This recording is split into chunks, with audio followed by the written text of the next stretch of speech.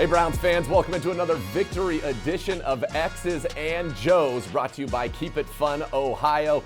Nathan Zegura and the Hoff Joe Thomas. And Joe, we talk about this all the time. The NFL is the ultimate chess match. And this first play we're going to show you, Jerome Ford's touchdown, is a result of that. When you were on the field, when you were playing and you'd go through things, sometimes I bet there would be something you self-scouted. And you said, oh, this is our tendency. And then you throw in what's called a tendency breaker, and that allows you to get a big play, right? Yeah, a lot of times you can use your own tendencies against the defense because it gives you a predictability about what the defense is going to try to do to take away what your tendency is. And so as long as you haven't really shown the deviation from that tendency yet, you can kind of do a great job setting them up just like the Browns did here by making it look like one thing and then hitting the big home run when you're breaking that tendency. All right, so I'm going to give you guys a little background on this play. So this is not only a part of a great self-scout, it's part of a great advanced scout as well. When the Browns go empty, the typical route, they really only run 3 routes with their running backs on the outside. The most popular route they run is what you would call either a slant or that quick in, where they go up about 5 yards and then come horizontally down the line and get that inward breaking route. And so if you go back and watch Pittsburgh, we ran that, I think, 5 times. And every single time, the outside running back ran that little inward breaking, whether it's a slant on a little bit of an angle or they get up 5 and come straight in. So the Browns recognize that that's what we do. This is one of the things we do with great frequency. So they've scouted it, right? So the Tennessee Titans are going to be expecting that running back on the outside to run that quick inward breaking route. Now, you go back to the advanced scouting side of things. The Browns watched the Chargers, who played the Titans the week before. Chargers went empty 7 times in that game. Most often, they had their running back run a little clear out route, just kind of a little go route. And so what they noticed is what the Titans did, even though it looks like man, because when the linebacker follows out the running back, you think it's man. It wasn't man. They were still playing quarters. And what they were really doing is telling that linebacker on the outside, you're kind of in man. The rest of our defense is going to be intact because this is really just a space-eating route anyway. And look, if he breaks inward, take it. So he's sitting, look at his leverage, lined up inside. He's sitting on that inward breaking route as you run it. So Ford goes up 5 yards like we talked about, right? Exactly 5 yards, come down the line. That's what the Browns run every time. Azeez Al-Shaair sees it. He thinks that's what it's going to be. And then, whoop! Uh-oh, here's the little change, the little variation. Now it's the sluggo, the slant and go, and Ford gets wide open. So Hoff, when you see something like this that is the result of scouting yourself, a coach pointing out your own tendency, you see it's the result of your advanced scouts telling you, well, this is how they're going to play it. You get the look, you execute the play. I think it's a beautiful thing. It is a beautiful thing, and it just points to the importance of being very honest with yourself, having that self-scout, and making sure that there's no egos involved when you're diagnosing what your offense does. What are the things that you usually lean to? Because you know that the other team that's coming into town on defense, they have no egos whatsoever in what you do, and they're going to try to attack every single tendency that you put on the field. So you better be ready to have that curveball. And in this case, the Browns were ready with that curveball, and it paid off with a huge touchdown to Jerome Ford. Yeah, and as you look at it from this end zone view, this tells the whole story. Look at where Azeez Al-Shaair is. He's already 2 yards inside of Jerome Ford. Look at the angle of his shoulders right there. They're basically angled 45 degrees towards the sideline. That's called inside leverage, saying you're going to run inside, I'm waiting for you. And if you look at the rest of their defense, talked about the corners. They have a deep corner on the other side, then a safety, another safety. None of them are even looking out there because they say, okay, you've got him. It's that inward breaking route. He's got it, right? So you don't even see the safety's head even give a look to Jerome Ford, and that's where you hit that action. Azeez Al-Shaair thinks he's jumping that route. Quick little pump, and then he's gone. Touchdown. It was awesome and really got the Browns offense and Deshaun Watson going for what was the best game of his career, quite frankly, in the brown and orange. But that doesn't tell the whole story of this game, does it, Hoff? Oh, no. Because this was another dominant performance by the Browns defense, giving up just 3 points on the day, and it was led by their superstar defensive end, Myles Garrett, who's playing as well as anybody in the NFL. Absolutely. Myles was completely dominant, just as he has been all season long, but getting into a game where you're finally comfortably in the lead in the second half and allowing Myles to get some of those one-on-one pass rushers opportunities, it is not fair for any offensive tackle in the NFL because Myles is going to win almost every single one-on-one opportunity. And when the quarterback holds the football, that's when Myles is going to rack up the sacks. So he racks up 3.5 in this game, and we're going to show you all of them. And you're going to see it's a variety. So the first one-on-one, dips and rips, gets to Tannehill as he throws it, and knocks the football out. It's one-on-one with Andre Dillard. That's a former first-round pick now. Didn't do so well in Philadelphia. He's now a Tennessee Titan. But one-on-one, his ability to bend. Why is that so special? Well, it's so special because it makes it really difficult on an offensive tackle because they have to try to bend to get to your level to be able to stymie you. In this case, Andre Dillard has no ability to bend like Myles Garrett. So then Myles is below him. He wins the leverage battle. He's able to work back up through the offensive tackle, turn that short corner, and get to Ryan Tannehill very easily at that 7-yard spot that he sets up at. All right, so that's sack number 1, a forced fumble, which you love to see, not able to get the ultimate result. Now you're going to see Myles Garrett on the other side of the formation, and that's something Jim Schwartz is doing, moving him around as they're trying to chip him with the tight end and also get a little bit of an offensive lineman over there, kind of a double team, but that's still not enough, Hoff.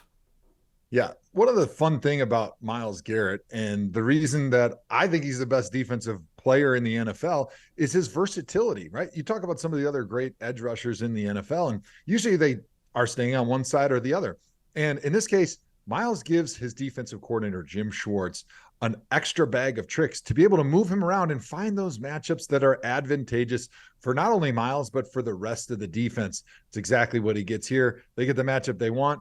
And these offensive tackles, even with a double team or a tight end chip help, are no match for Myles Garrett coming off the edge with that wide 9.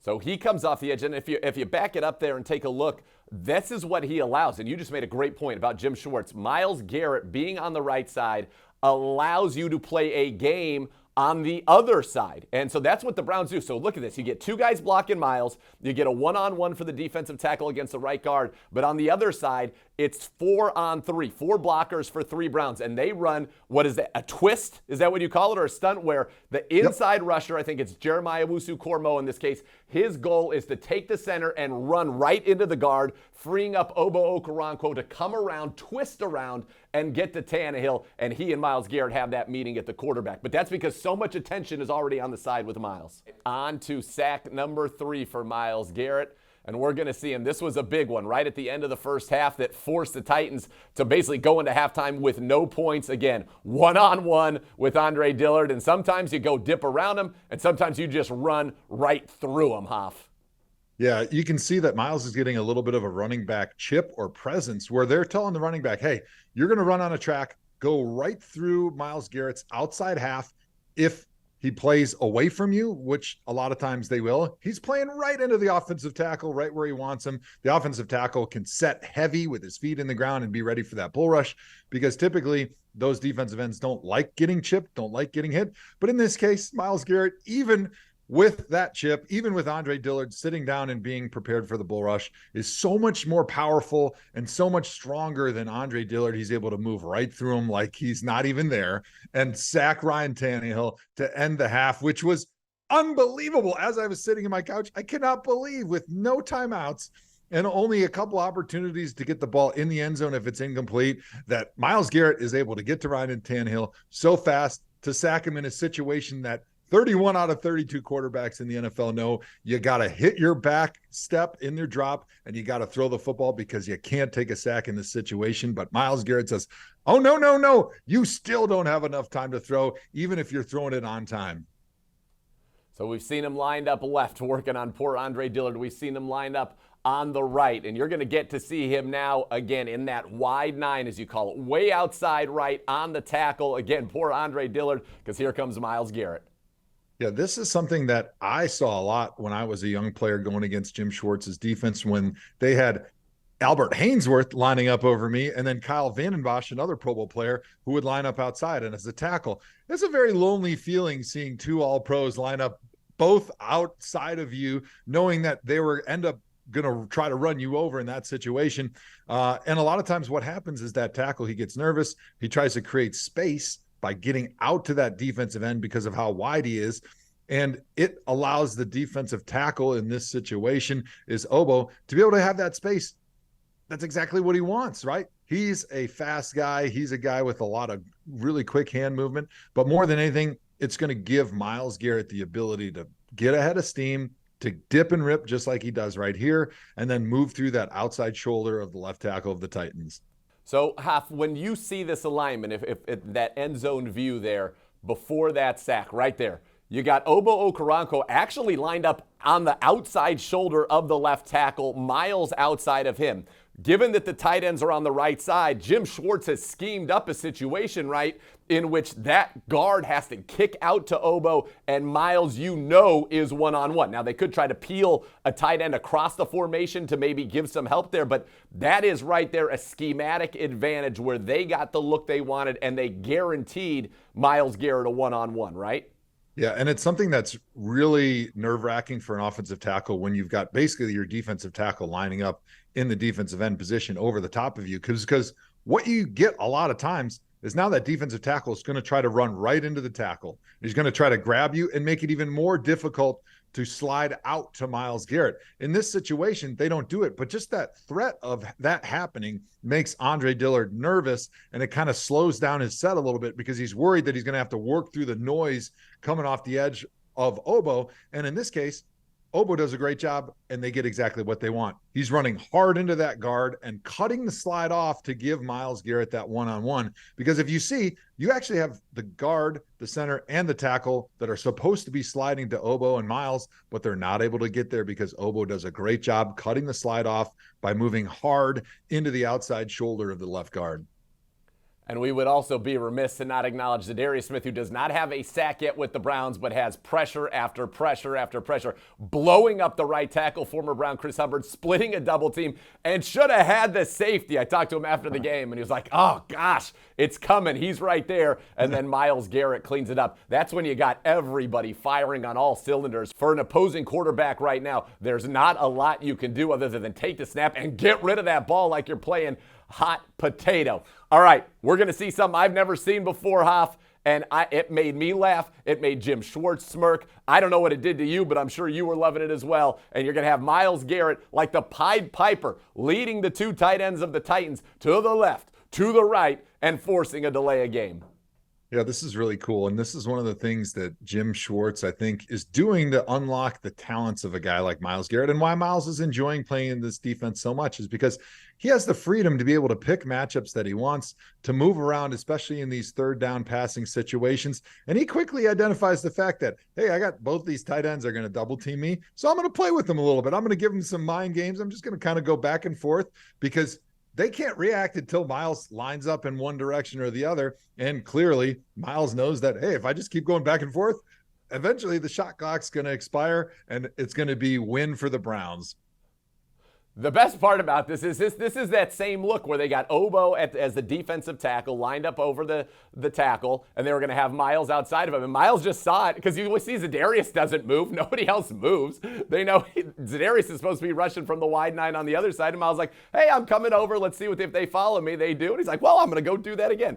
I loved this. I thought this was phenomenal. And it is, I said, got that nice smirk there from Jim Schwartz. Hoff, as we look forward now, the challenge against the Baltimore Ravens, because I think we'll be able to generate pressure. We've done a great job stopping the run. We're number one in the NFL, basically in every defensive category, doing something that has not been done since 1978, being the only team since that 45-year period to not allow a red zone touchdown or a red zone field goal in the first 3 games of a season. But Lamar Jackson presents different challenges, right? Not only do you have to get home with the rush, but you have to be mindful of your rush lanes and keep him in the pocket. Last week, he rushed for over 100 yards and 2 touchdowns, so he is very dangerous when he is on the move.